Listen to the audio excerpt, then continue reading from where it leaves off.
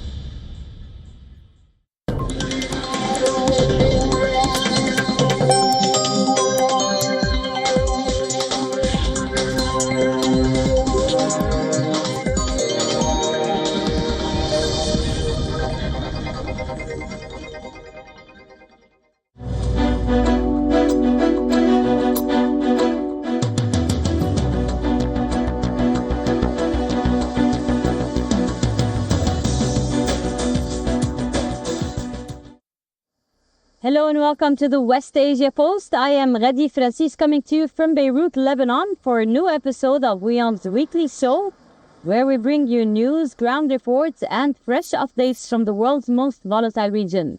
We have a lot lined up for you in this week's episode, from Iran to Lebanon to Turkey and Saudi Arabia. Take a look.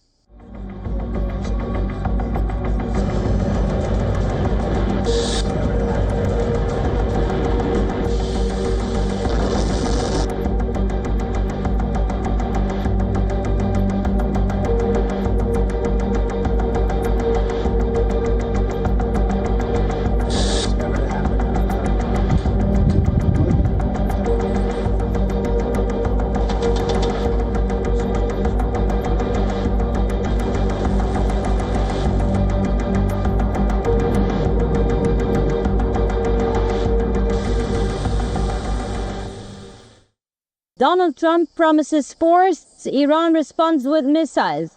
This is how the confrontation has been going on for the past few weeks.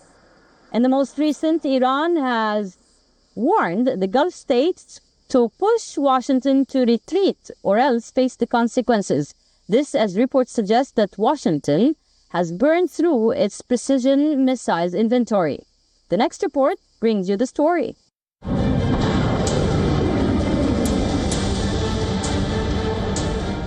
Their Navy's gone, their Air Force is gone, their anti-aircraft is all gone, it's all gone, their radar is all gone, their leaders are all gone. The reason they want to make a deal is they have been just beat to shit. Then on Friday, Donald Trump again claimed victory over Iran. Well, wars are not decided by who fires the first missile. They are decided by who can keep fighting the longest. And that is the lesson emerging from the latest U.S. Iran confrontation. For weeks, the United States relied on precision strikes to pressure Iran. The expectation was simple: increase the military cost, force Iran to compromise. But Iran did not back down. Instead, it continued missile launches, maintained its military posture, and insisted it would not negotiate under pressure. At the heart of Iran's missile campaign is one weapon drawing growing attention. The Khyber Sheikhin, it's a solid fuel ballistic missile. Unlike liquid fuel missiles, it can be launched much faster because it does not need lengthy fueling before launch. It is also road mobile, making it harder to detect and destroy before takeoff. But what has attracted the most attention is its reported ability to maneuver during the final phase of flight. Instead of following a completely predictable path, the warhead can adjust its trajectory and it descends towards its target. That makes interception more difficult and puts greater pressure on missile defense systems. At the same time, Iran has widened the pressure beyond the battlefield. According to reports, Tehran warned Gulf states that if they encourage further U.S. military action, they too could face retaliation. The warning raises the stakes for the entire Gulf region, home to major energy infrastructure and some of the world's busiest oil export routes. Any disruption there would send shockwaves through global energy markets. So obviously, Gulf nations pushed Washington to stop its assault. The Iranian strategy at this moment is to demonstrate to the United States that it cannot get away with limited tit-for-tats that would be costly for Iran and not very costly for the U.S., that they would externalize the pain and even escalate into new territory in terms of both the scale and scope of attacks. This is why we have seen Iran attacking Jordan, a country that it did not attack in the past. We have also seen Iranian allies in the region putting more pressure on energy routes like Bab el-Mandab, or even with a recent attack in Egypt on the Suez Canal. This comes in the back of multiple reports that the United States has used virtually all of its available long-range precision missiles during the conflict. The US maintains that America remains fully capable of defending itself. Fortunately, I built up so much during my term. I rebuilt the military and also loaded it up with a lot of stuff. We have certain types of munitions that are very powerful. That we have unlimited, virtual unlimited supply. We have others where it's a little bit tighter, and we're getting them in on a daily basis. The U.S. Iran conflict, which began in late February 2026 alongside Israeli operations, has stretched into its 6th month, far longer than the initial 4 to 6 week timeline some officials projected. The US has not just run out of missiles, but also weapon systems, which are needed to defend its multiple US bases and thousands of soldiers deployed there. According to leaked assessment and analysis by US media, Patriot, THAAD, ATACMS and precision strike missiles along with Tomahawk all are severely depleted. Well, obviously no nation will publicly accept that its arsenal has run dry in the middle of a war, but the numbers are stark. Now, replenishing advanced missile stocks takes time. There is also geography. The United States is more than 11,000 kilometers away from the Gulf. Every interceptor, every cruise missile, every precision weapon has to cross oceans before reaching the battlefield. Sustaining a high-intensity campaign over such distances is far more demanding than fighting close to home.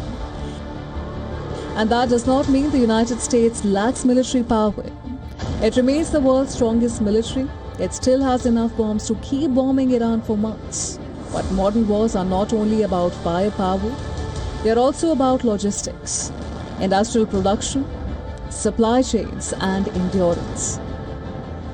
Iran understands that. Its strategy appears aimed at increasing the cost of prolonged conflict, rather than matching American military power weapon for weapon. Whether diplomacy succeeds or not remains uncertain, but one lesson is already becoming clear. In modern warfare, the side with the biggest arsenal is not always the side with the easiest path to victory.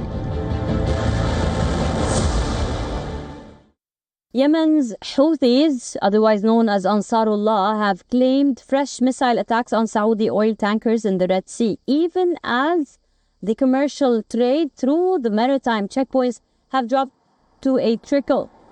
Now the question is, as Iran pursues diplomacy, are the Iranian allies in the region making sure that the pressure on the trade, on the global trade, never eases? The next report tells you more.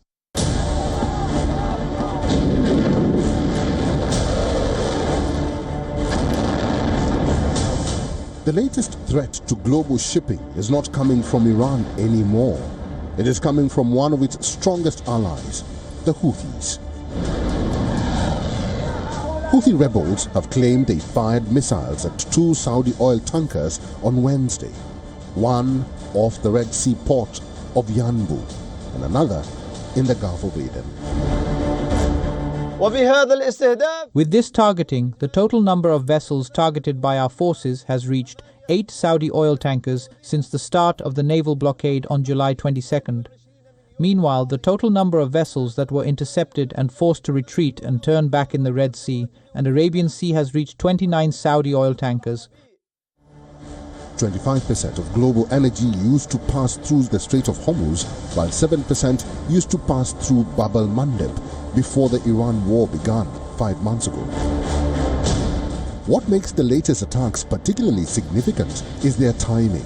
At a moment when Iran is engaged in diplomatic talks with the U.S. and regional powers attempting to lower tensions, the Houthis appear to be escalating military pressure at sea. The group has repeatedly insisted it will continue targeting ships it believes are linked to its adversaries, despite international naval patrols in that region.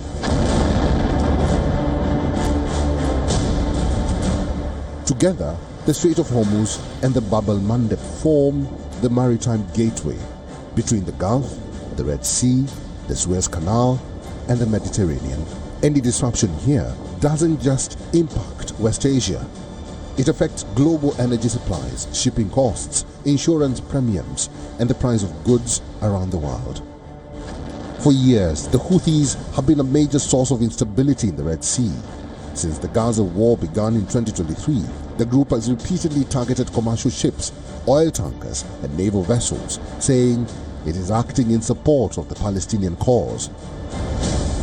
The campaign forced many global shipping companies to divert their vessels around Africa, adding thousands of miles to trade routes and driving up freight costs.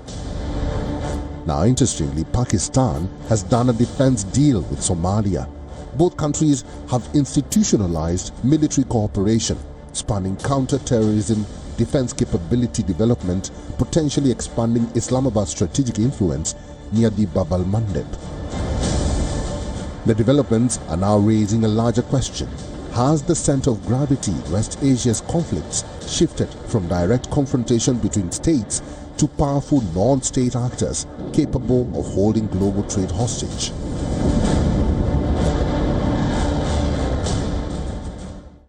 Even as diplomacy is taking stage, the airstrikes on the ground haven't stopped. Even as Donald Trump is making a major effort for the Lebanese-Israeli talks and the negotiators are locked in Rome, Israel has struck several times in one day, one of the most intense strikes in the most recent war.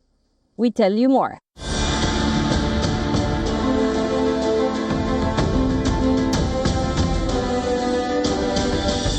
Diplomacy may be moving forward, but the battlefield is telling a very different story.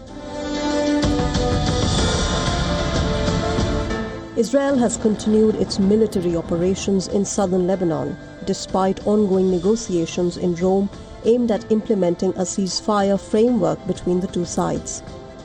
The latest escalation began when an Israeli airstrike hit the roof of a cemetery prayer hall in the southern town of Tibnin. Lebanon's health ministry said one person was killed while 12 others were injured. The strike came just hours after the IDF said 2 Israeli reserve soldiers were killed and several others were wounded. Following the explosion, Israel said it had launched what it called precise strikes across southern Lebanon, accusing Hezbollah of a blatant violation of the ceasefire. The Israeli military also issued fresh displacement orders, warning residents of THAAD to evacuate north before further operations. The incident has cast a shadow over diplomatic efforts currently underway in Rome, where Israeli and Lebanese officials are holding talks with American backing. Our homes were paradise and will return to being paradise. This is our labor, a year between us. Our homes were palaces, villas. We toil and we toil for the land. No, but we toil for our land and we rejoice in our labor. We raise our children to love the land, and for their love of the land, they die.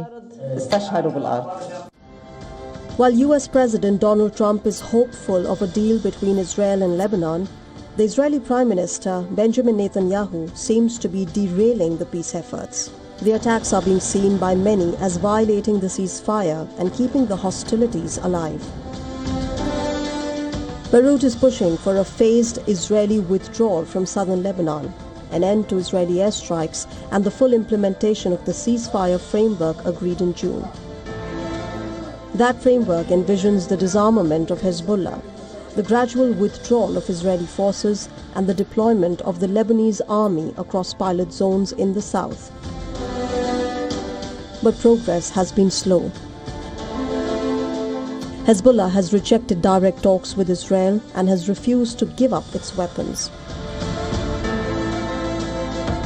Its leader, Naim Qasim, has dismissed the negotiations, saying they would bring nothing but shame, humiliation and concessions for Lebanon. Meanwhile, the human cost continues to mount. According to Lebanon's health ministry, Israeli attacks since the 2nd of March have killed at least 4,333 people and wounded more than 12,250 others. Even as Trump presses for diplomacy and negotiators remain at the table in Rome, the war on Lebanon's southern front has yet to fall silent.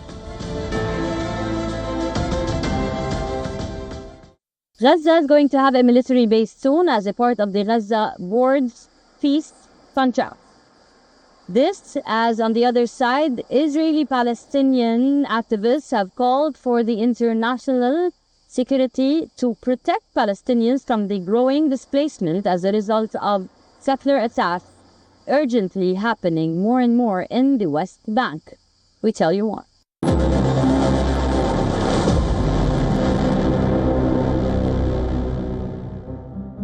Donald Trump's controversial Gaza reconstruction plan has taken its first concrete step, but it is not a school, not a hospital, and not a home for displaced families.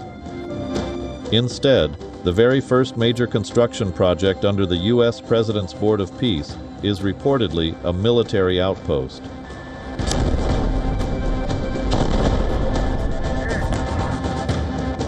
According to reports, the board has awarded its first construction contract for a 150-person military base in southern Gaza, designed to house Moroccan troops who would be part of a proposed international stabilization force. The base would be built inside an area currently under Israeli military control, and according to reports, has been planned with a quick evacuation route in case of an attack. The development comes just days after Trump claimed Hamas had agreed to disarm, even as questions remain over how such a process would actually be implemented and as Israel continues its military operations across the enclave.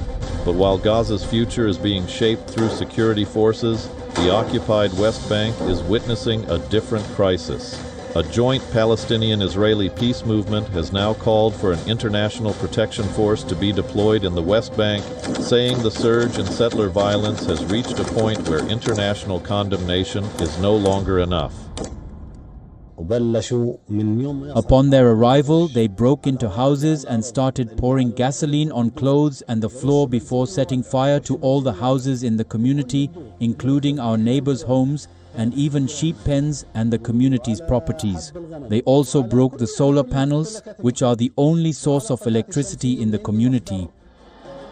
The campaign, launched under the slogan, "Multinational Force in the West Bank Now," argues that Palestinian civilians need immediate protection as attacks by Israeli settlers continue to escalate.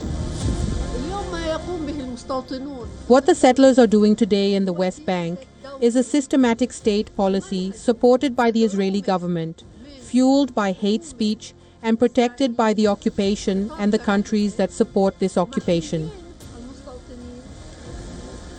The group, A Land for All, 2 states, 1 homeland, says its proposal is not a substitute for a political solution or a Palestinian state, but an urgent measure to protect civilians while preserving the possibility of a future peace settlement. While the movement accuses the Israeli government of failing to protect Palestinians, Israel has long maintained that its security operations are necessary to counter militant threats in the West Bank.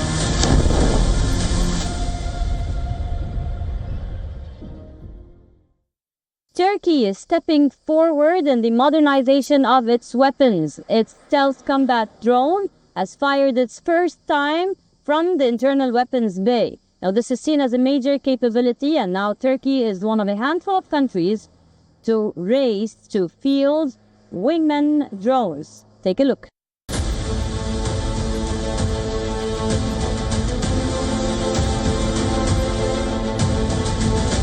Turkey's ambitions to become a major defense power have just received another boost. Bekar's Kizilelma combat drone has successfully completed its first ever live weapon releases from its internal weapons bay, a development that moves the platform closer to becoming a true stealth combat aircraft. During the first test, the drone released a Roketsan Teber 82 precision guided bomb. In the second, it fired Aselsan's Tolun P penetration munition. Both weapons successfully struck their targets with a reported accuracy of less than 3 meters from the aim point. The latest success builds on a series of rapid developments over the past year. Kizilelma has already tested long-range strikes using Jet 230 supersonic missiles.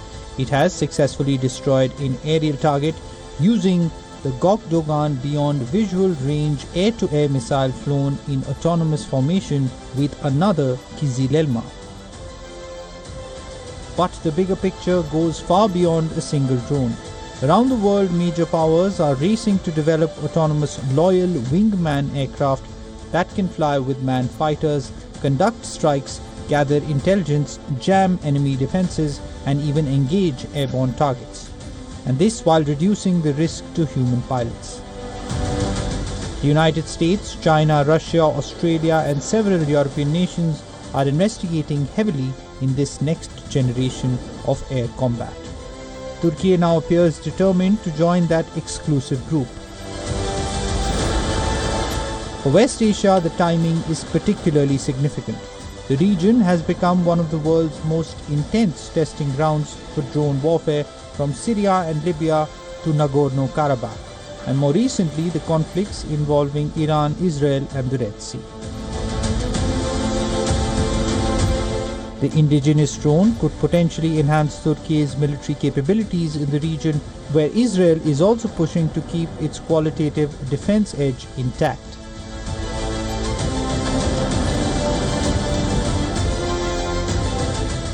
With regional militaries increasingly investing in air defense systems, electronic warfare, and precision strike capabilities, stealthier autonomous drones could play a decisive role in future conflicts. That's all we have for you on this episode of the West Asia Post. I will see you next week with a brand new lineup, always bringing you the most recent updates, news, and ground reports from West Asia. I'm your host, Radi Francis, signing off from Beirut, Lebanon. For more global news, keep on watching WION World is One.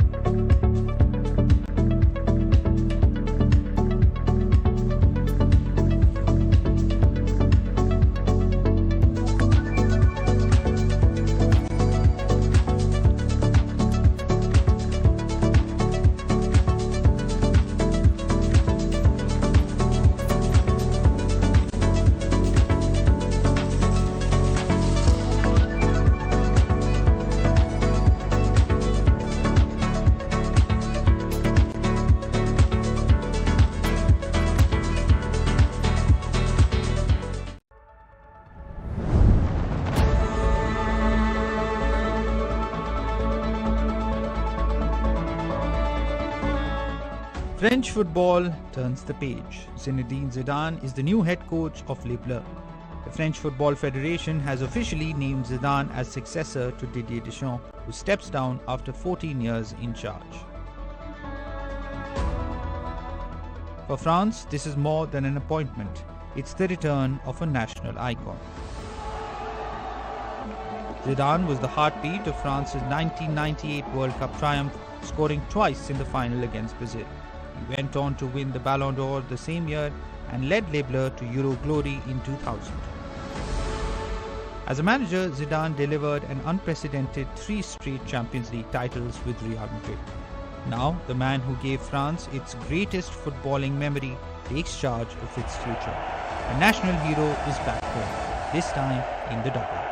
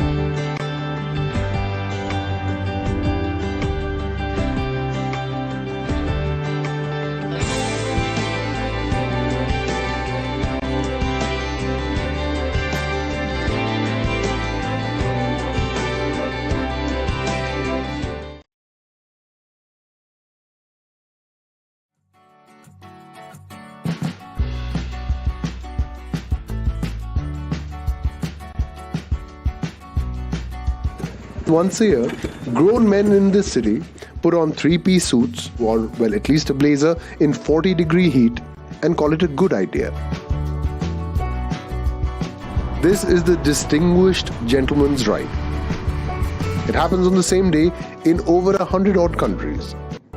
And it started, of all places, with a photograph. A bloke in Sydney saw visuals of a television character, remember Mad Men, and thought, why don't men dress like that anymore?